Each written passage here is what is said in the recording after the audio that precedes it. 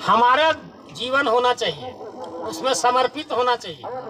हमको जो काम मिला हुआ है उस काम में हम काम चोरी करेंगे तो निश्चित रूप से उसका परिणाम हमको मिलता है, चाहे कर्मचारी हो और चाहे कोई किसान हो, चाहे घर का मुखिया हो।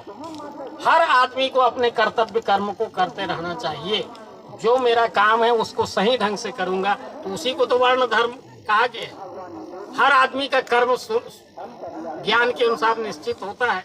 जैसा जैसा वो ज्ञान प्राप्त करता जाता है उसके अनुसार उसके काम बढ़ते जाते हैं। एक आदमी गांव में एक श्रमिक है, बड़ा अच्छा काम करता है, ईमानदार है, तो कुछ दिन के लिए उनको कोषाध्यक्ष बना देते हैं। नहीं, गांव में भी ईमानदार आदमी को ही कोषाध्यक्ष बनाने का प्रयास करते हैं लोग। तो ईमानदारी का कीमत आज भी है। भले ही कहते हैं कि ईमानदारी का कीमत नहीं, हम तो करते हैं कीमत, हर आदमी करता है। तो जो अच्छा आदमी है सब पसंद करते हैं पर खुद अच्छा बनने की कोशिश नहीं करते, ये सबसे बड़ी गड़बड़ी है। तो हर आदमी को उनका आचरण जो है, जब आदमी है तो आदमी के अनुसार आचरण होना चाहिए, मनुष्य है तो मनुष्य के अनुसार आचरण होना चाहिए। मनुष्य को मनुष्यता का आचरण करना बहुत जरूरी है। वो मनुष्य शरीर का आचरण नहीं करता, जानवर शरीर का आचरण करता है। तो वो जानवर खुद बनना चाहता है, उसको परमात्मा थोड़ी बनाता है जानवर। वो खुद कहता है कि मेरे को जानवर बनाइए, किसी को समय मारूं मैं, किसी को ऐसा सोचता है तो उसको जानवर ही बनना है खुद, तो इसलिए जानवर का काम करता है। जिसको आदमी बनना है वो आदमी का काम करेगा, जिसको ब्राह्मण बनना है वो ब्राह्मणत्व का काम करेगा, जिसको रक्षक बनना है वो रक्षक का काम सही ढंग से करेगा, जिसको मजदूर बनना है वो मजदूर का काम ठीक से करेगा। मजदूरी में भी बेईमानी करेगा तो क्या होगा, चांडाल बन जाएगा। इस प्रकार जो है हमारे ही कर्मों का फल हमको मिलता है, और जो जस करें सो तस फल चाखा के रूप में हम सबको काम करना है। गीता के 12वें अध्याय में भक्ति योग कहा गया है, भक्ति योग ही सबसे श्रेष्ठ है। हम सबको अंत में सब भक्त बनना है, और किसका भक्त बनना है, परमात्मा का भक्त बनना है। तो परमात्मा कहाँ है, परमात्मा यही चराचर सृष्टि के रूप में है। जैसे हमको देश का भक्त बनना है, देश भक्ति करना है, तो कैसे देश भक्ति करना है, देश का एक चित्र बना लें और चित्र की खूब पूजा करें और बाकी लोगों को सबको लूटे, देश के आदमी को, तो देशभक्त बन जाएंगे। ऐसी तो हो रहा है, ऐसी परमात्मा की भक्ति हो रही। परमात्मा चराचर सृष्टि है, जड़ चेतन जग जीव जत सकल राम में जान, बंदों सबके पद कम सदा जोर जुग। हम गांव के सेवक बनना चाहते हैं तो गांव का सेवक माने गांव का एक नक्शा बनवा लो और नक्शा का खूब पूजा करो, गांव का सेवक बन गया। तो नक्शा की पूजा करने से गांव का सेवक बन जाएंगे।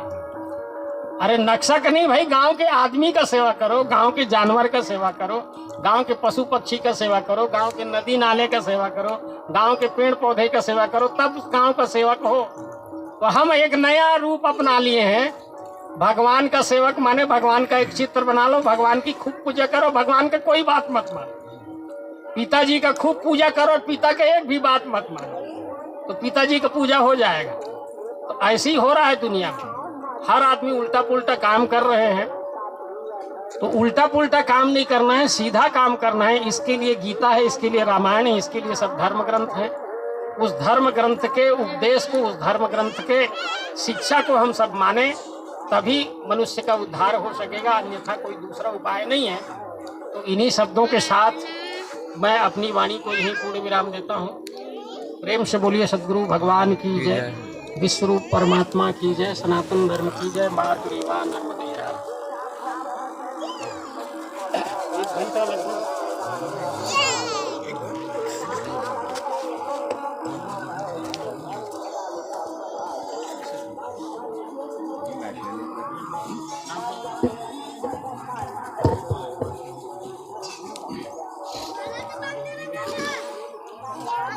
प्रेम से लखन से रामचंद्र की जय। अभी आदरणीय श्रद्धेय तत्वदर्शी सदगुरु के स्वरूप अपनी कला से आए हुए श्रीमान पीताम्बर सिंह ठाकुर हमारे बीच में बड़ा ही सुंदर उपदेश दिए। वास्तव में यही उपदेश हमारे जीवन में अपनाने योग्य है। जब भी हमारे बीच में दुख की घड़ी आती है तो पहले ज्ञान को आगे करना पड़ता है। ज्ञान जो है उसमें दुख की जो हमारी सोच रहता है उसकी कमी करती है, अर्थात दुख जो है दूर करता है तो केवल ज्ञान ही कर सकता है। जिस प्रकार से बहुत से वेद को लेते हुए उपनिषद, धर्म ग्रंथ, गीता उपनिषद, भागवत कथा एवं श्री रामचरितमानस के कथा को भी निरूपण करते हुए हमारे बीच में बता रहे थे कि जब तक के अपने जीवन में हम सोच नहीं बदलेंगे, माने जो ज्ञान की सोच है उसको जब तक के हमारे अपने कर्म में नहीं लाएंगे तब तक के हमारे सुखमय जीवन नहीं हो सकता है। और सुखमय जीवन जब ही होगा जब हम इस ज्ञान को अमल करेंगे तब, है ना भाई। तो आदरणीय श्रद्धेय श्री ठाकुर जी के मुखारबिंद से बड़ा ही सुंदर हमारे बीच में हमारे पुत्र आशीष साहू के वार्षिक श्राद्ध पर यह ज्ञान गीता का कार्यक्रम रखा गया था।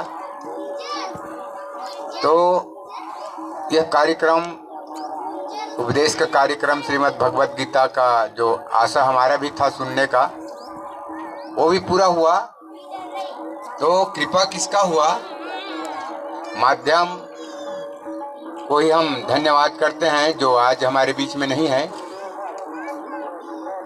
स्वर्गीय आशीष कुमार साहू जी की यह माध्यम है कि हमारे बीच में अच्छा ही कर्म किया था उसने, आज उसी का परिणाम हमारे समक्ष दिख ही रहा है।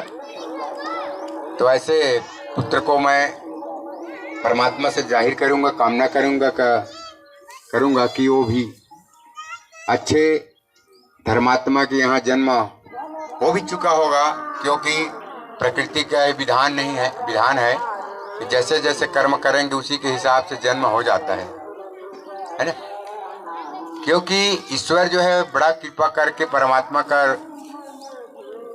ईश्वर बड़ा कृपा करके मनुष्य का शरीर में भेज देता है और भेजने की पश्चात पुनः अपने कर्मानुसार फिर देह परिवर्तन होने के बाद कर्मानुसार फिर शरीर में बन जाता है।